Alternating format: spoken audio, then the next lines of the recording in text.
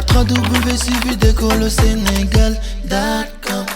À École au Sénégal, c'est facile, tu n'as qu'à te connecter. Tape École au Sénégal, les leçons sont beaucoup plus détaillées. La valeur des monnaies est déterminée en référence au cours de l'or et que le traitement des transactions internationales puisse être assuré en dollars et en livres sterling. C'est-à-dire, c'est uniquement les deux monnaies qui seront reconnues.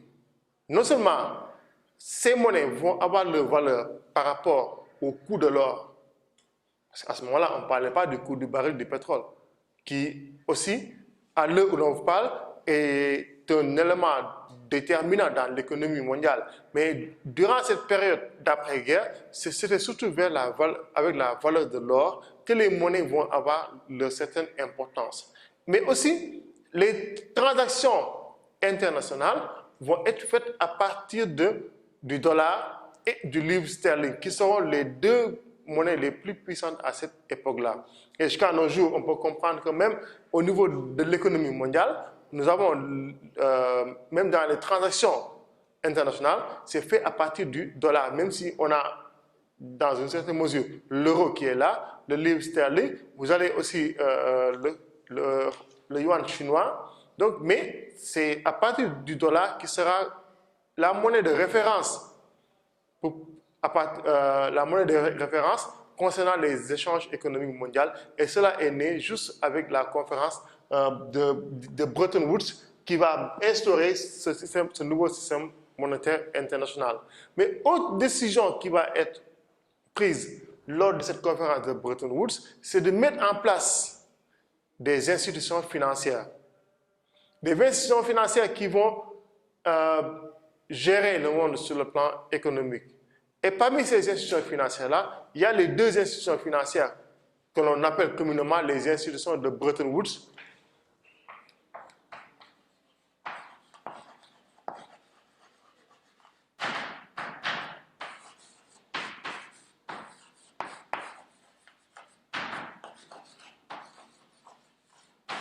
Les institutions de Bretton Woods que sont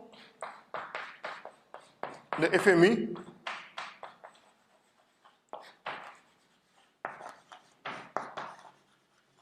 Fonds monétaire international, mais aussi on a la Banque mondiale,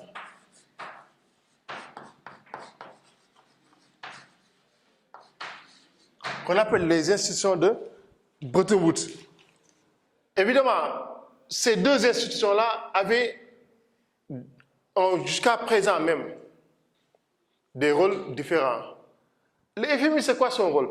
Le FMI, son rôle, donc là, c'est quand les États membres, les États signataires des accords de Bretton Woods ont besoin de prêts à court ou bien à moyen terme pour financer des projets de développement.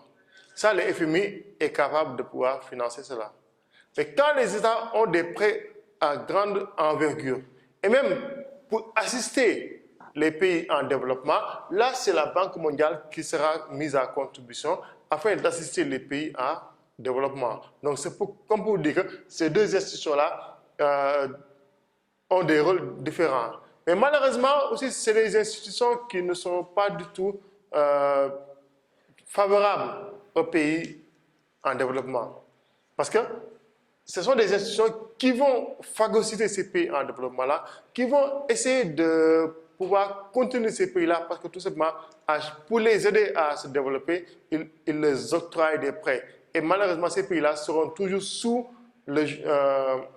prêt par rapport à ces institutions-là et qu'ils ne peuvent pas s'en débarrasser. Ensuite, nous avons, durant toujours cette conférence économique, les accords de Gates. C'est des accords pour avoir des tarifs douaniers communs.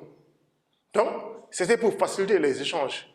Parce que quand on a des tarifs douaniers qui sont un peu différents, là, ça peut ne pas faciliter les échanges, ça peut ne pas faciliter la circulation des biens. Mais quand on met en place des tarifs douaniers communs, là, forcément, c'est pour essayer de faciliter les échanges. Mais il faut savoir que c'était surtout avec les pays européens que vraiment ces accords-là ont été mis en place. Et c'est ce qui va même conduire donc là, à la signature à Genève, à la signature, par 33 nations qui vont mettre en place l'OMC. L'OMC qui veut dire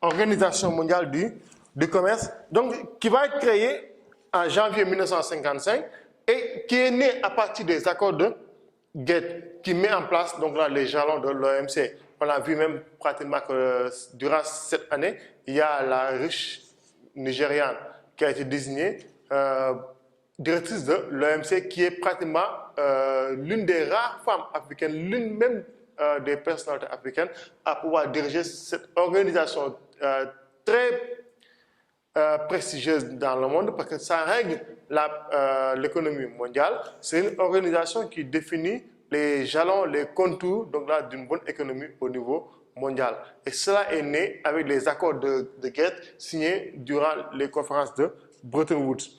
Et là aussi, c'est des accords qui vont permettre d'avoir une économie mondiale stabilisée, mais malheureusement qui vont permettre d'avoir une économie mondiale bipolarisée entre les pays du Nord qui seront beaucoup plus favorables, qui sont beaucoup plus favorisés par rapport à ces principes, par rapport à ces valeurs de l'OMC, par rapport même à l'échange au niveau planétaire, et les pays du Sud qui vont être les malheureux dans ces accords-là, parce que tout simplement vont subir non seulement les échanges qui seront inégaux, qui ne seront pas équilibrés, mais aussi vont subir l'influence du Fonds monétaire, parce que tous ces pays-là seront obligés d'emprunter afin de pouvoir avoir donc là des capitaux. Donc là, comme pour vous dire que vers la fin des années 90, là, avec la mise en place de l'OMC, vraiment, le monde va commencer à revivre. Revivre sur le plan politique, parce que nous allons avoir un nouvel ordre politique dirigé par les super grandes puissances, mais nous allons avoir aussi un nouvel ordre économique dirigé par les deux institutions de Bretton Woods, qui sont des institutions qui vont permettre de pouvoir réguler pratiquement l'économie mondiale. Mais aussi, cette paix sera un peu fragile. Nous allons avoir une paix qui sera fragile parce que tout simplement, nous allons avoir le début des tensions idéologiques.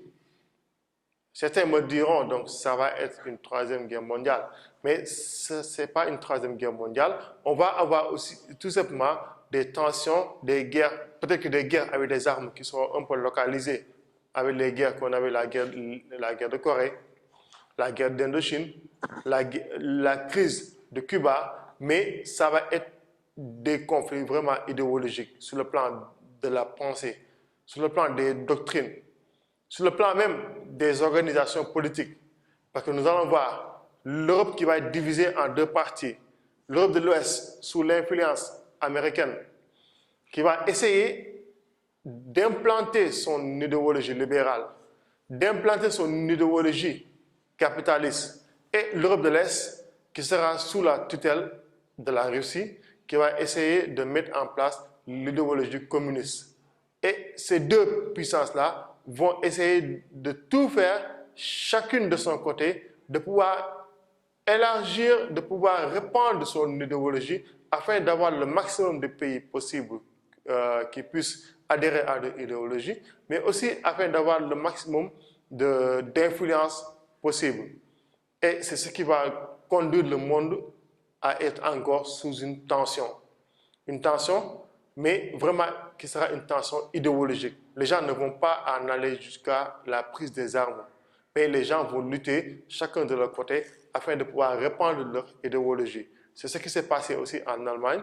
L'Allemagne qui sera divisée en deux parties, la République fédérale d'Allemagne et la République démocratique d'Allemagne.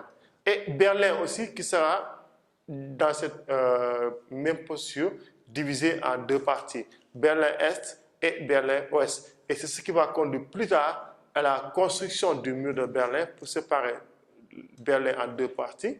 Ça, on verra ça dans une autre session. Mais aussi qui va conduire plus tard vers la fin des années 90 à la chute du mur de Berlin. Donc voilà, en gros, comment le monde était à la fin de la Deuxième Guerre mondiale, comment étaient les relations politiques à la fin de la Deuxième Guerre mondiale et comment étaient les relations économiques à la fin de la Deuxième Guerre mondiale. Tape 3 W suivi de Sénégal.